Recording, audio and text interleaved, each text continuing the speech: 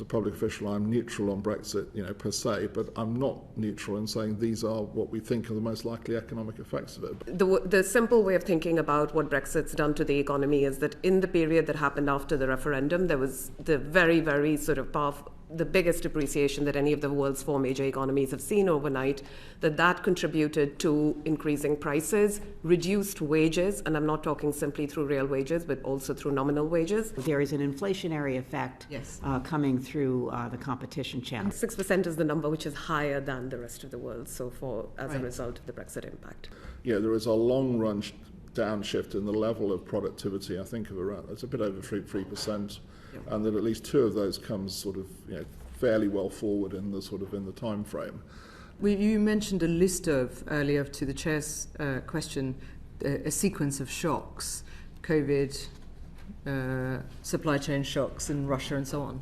I'm going to bring the B word in again because we haven't talked about it for a long time, and we all know that it's 4.5% before the Brexiteers join the committee. I think there are a few, I'm sure, who will join us. But the point is that with a 4% hit on GDP in the long term, I wonder if you can comment on that. The former MPC member Michael Saunders said this week, if we hadn't had Brexit, we probably wouldn't be looking at having an austerity budget this week. What do you make of these comments, and do you agree that there's self-harm that's been done to our economy, and these shocks that we've had since have made us more vulnerable than other economies? Yeah, I think, and we've talked about this a lot of times before, I think the bank's assessment, and we use this in the forecasts on the Brexit impact, really hasn't changed actually since the sort of work that was done. Doesn't it in effect compound the problem? Well, I think what I was going to follow up and say, I mean, this work, I think Ben will know better than I do, because I wasn't at the bank at the time, but this was done pretty soon after the referendum. It essentially assumes that there is a long-run downshift in the level of productivity, I think of around, it's a bit over 3%, and that at least two of those comes sort of fairly well forward in the time frame. And I think it's fair to say I don't think anything we've seen so far changes our view on that. We haven't changed our view on that so far. So there is an effect in it. That's why I'm saying yes, there is an effect. It's not one that, as I say, we've not been surprised by that. I would also add that, I think it's for Michael to obviously take his own view. He's a liberated man now, clearly. Carry on. You said it. I've always, my approach has always been that, as a public official, I'm neutral on Brexit, per se, but I'm not neutral in saying these are what we think are the most likely economic effects of it. But you're a great expert on this subject. I can comment on that, and clearly I've written a lot about it, so I'm not going to talk about the political choice that was made. I'm going to talk about the economic impact. But the implications is what I'm interested in. So it's undeniable now that we're seeing much bigger slowdown in trade in the UK compared to the rest of the world. That's showing up despite the statistics having been much worse than they used to be. There being a discontinuity, but people have tried to do various ways of trying to correct for those things. There's also the services export side, which we don't have very much contaminated statistics for, so I can say that much more confidently, that there again we're seeing a really strong stagnation. So we're definitely performing below trend in terms of the exports numbers, in terms of the imports, even probably a bit bigger than that. Yep. My own work shows that the simple way of thinking about what Brexit's done to the economy is that in the period that happened after the referendum, there was the very, very sort of powerful, the biggest depreciation that any of the world's four major economies have seen overnight, that contributed to increasing prices, reduced wages, and I'm not talking simply through real wages, but also through nominal wages.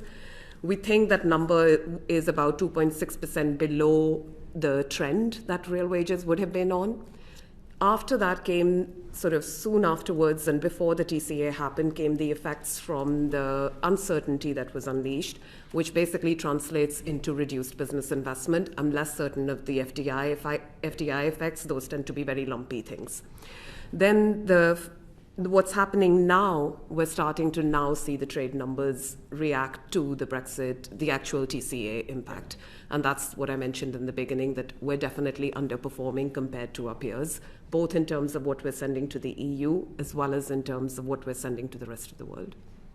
Okay. I'd like to add on to this because I look at a lot of firm level data, and the small firms are the ones that are most damaged because the cost of the paperwork and so forth is a barrier. It's not just small firms in the UK who want to export, but it is also small firms in Europe who were suppliers and provided competition in the UK market. So there is an inflationary effect coming through the competition channel. And do you have a sense of what the amount is, the inflationary effect amount is relating to trade with the EU and friction versus, in both directions? I'm not going to hazard a guess on that. I can talk about the food price effects. That some excellent students at LSE have done this work, that about 6% of inflation in food prices, 6% is the number which is higher than the rest of the world, so as a result of the Brexit impact. Okay, that's really interesting. Right now, the inflation rates are pretty close. So right now, the inflation rates are pretty close. Yeah. We're at 11.1 in October, the euro area is 10.7. So the timing of these effects is hard to judge. I mean, as Andrew said, we've seen no reason to row back from the estimate we had on the overall impact on real GDP, which is what really matters for real incomes. That we made. Just going back to Michael Saunders, we probably wouldn't be looking at an austerity budget this week. You can't comment on that. Fair enough.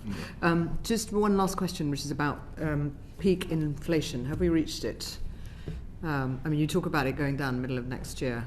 Should we expect it to continue to rise in the coming, given where we are in the ONS data? I think our forecasts are pretty much flat around this level for another 3 months. Maybe it edges down a bit in the first quarter in the central projection. But it's really when these base effects on energy kick in the spring that you start to see the material. I mean, the energy effect, of course, is now capped until actively April. I mean, I think looking at this morning's number and going back to what Swati was saying actually as well, I mean, in terms of food is the area I think particularly watch for, because certainly looking at this morning's number, it actually wasn't much higher than we expected. I mean, we've said consistently it was going to be around 11%. In fact, it was about 0.15 above where we thought it would be. But looking at the components, food was the other thing that contributed. I'm going to stop there. Thank you so much, Rishinara.